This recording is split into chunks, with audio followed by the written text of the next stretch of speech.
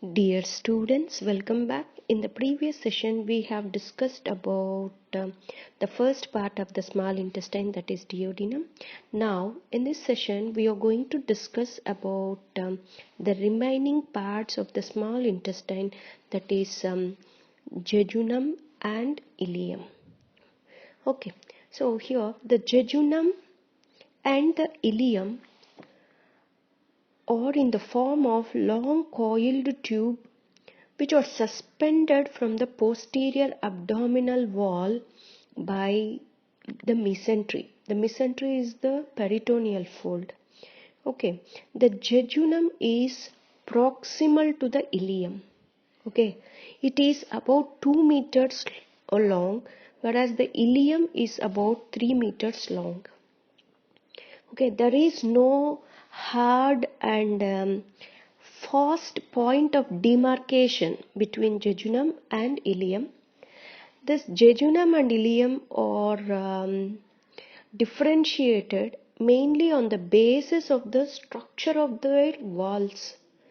Okay, only by the histological basis only we can differentiate this jejunum and ileum. Okay, the mucous membrane of the jejunum is marked by presence of numerous large transverse folds. Okay, and these are few or absent in ileum. Okay, the other feature is the submucosa of ileum contains large aggregations of lymphoid tissue that we can see with our naked eye and are called as Peyer's patches. Okay, there are no such patches in the proximal jejunum. In the jejunum we can't find such kind of Peyer's patches. Okay, the distal jejunum has some patches, but these are smaller and fewer than those in the ileum. Okay, so these are some of the differentiating features of the jejunum and the ileum. Okay, because of the mobility of the jejunum and ileum, their relations are highly variable. Normally the coils occupy the central and lower part of the abdominal cavity. So this occupies the central and lower part of the cavity, abdominal cavity. Okay, in the interval between the ascending colon on the right side, so on the right side you'll find the ascending colon and the descending colon at the left side. Okay, so this, and they are covered anteriorly. So this jejunum is covered anteriorly by the greater omentum and also the transverse colon. Okay, normally here you can find the transverse colon, isn't it? So these are covered at the anterior side. Okay, and on the whole of the coils of jejunum lie above those of ileum. So the coils of jejunum lie over the coils of ileum. Okay, so the first coil of jejunum lies in front of the left kidney. So in front of the left kidney, so the first coil of jejunum is present, and that too behind the transverse mesencolon. Okay, and the terminal part of the ileum, so here the terminal part of the ileum lies in the true pelvis. Okay, it passes to the right across the right psoas major to join cecum.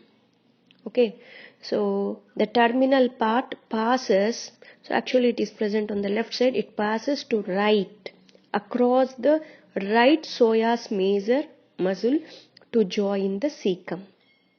Okay, so this is some of the descriptive features of the jejunum and ileum. Now we will see the mesentery of this jejunum and ileum.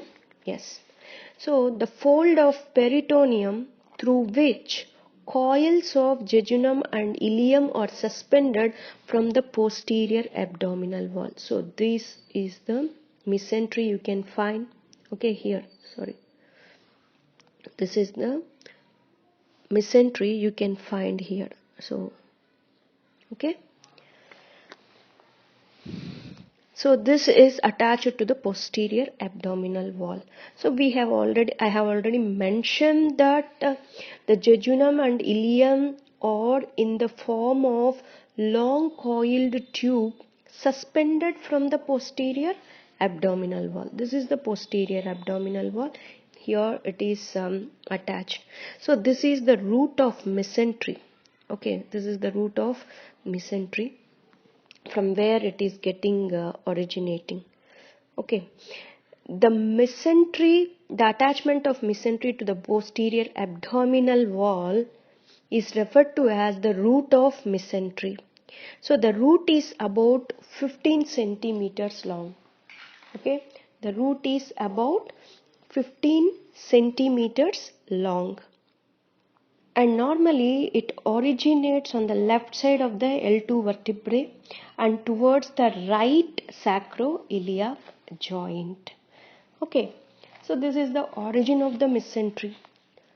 Okay, now when traced towards the gut, the mesentery increases very greatly in length so that it can give attachment to the entire length of the jejunum and ileum, which is about 5 meters. So here you can see this thing. So it is giving greater length. Okay, so this mesentery is covering all the jejunum and ileum, which is about 5 meters. So, and it appears as a fan shape. So here if you can see, it appears here, it is as fan shape.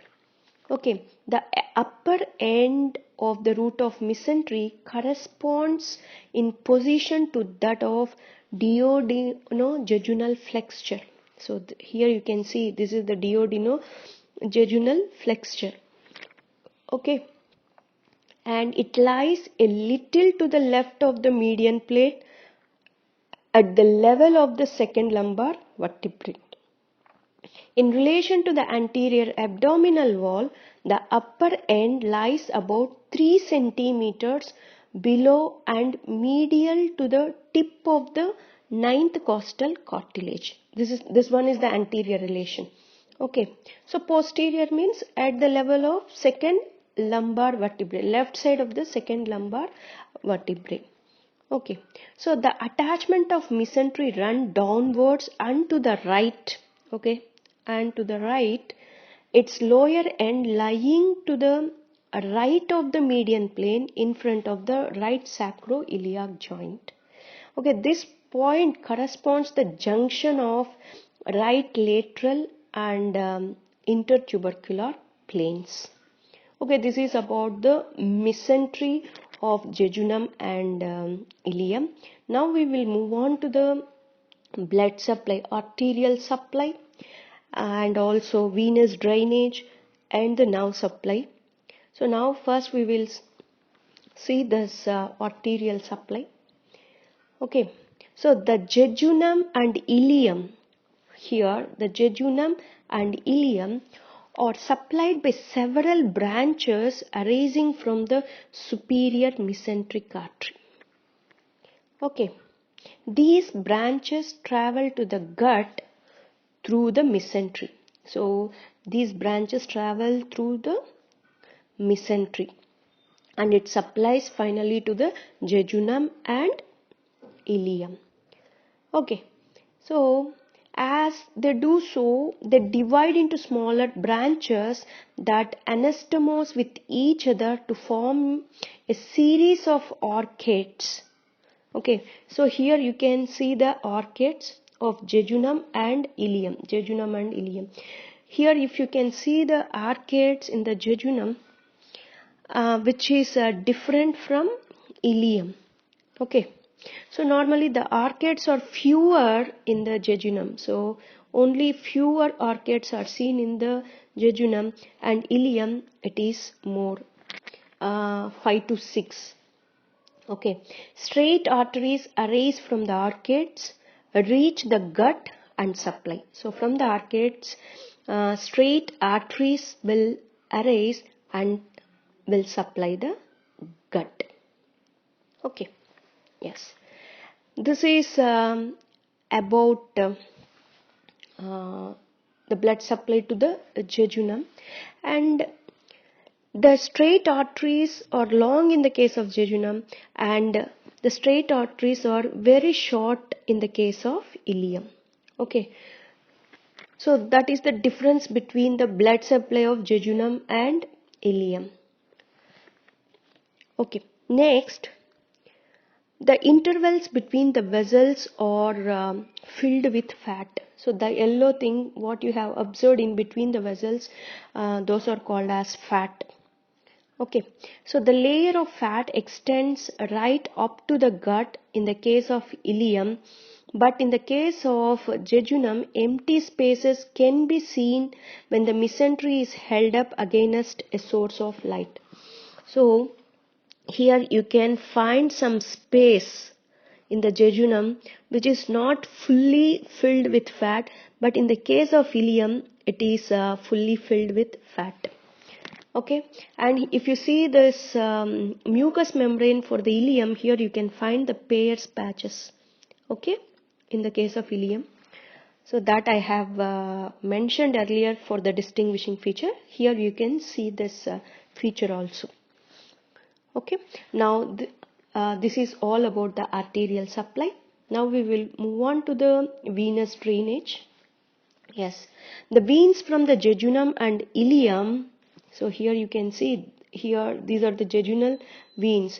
These veins are end up into the superior mesenteric vein. Okay, normally these jejunal veins and iliac veins are following the arteries, isn't it? So this veins finally end into the superior mesenteric vein.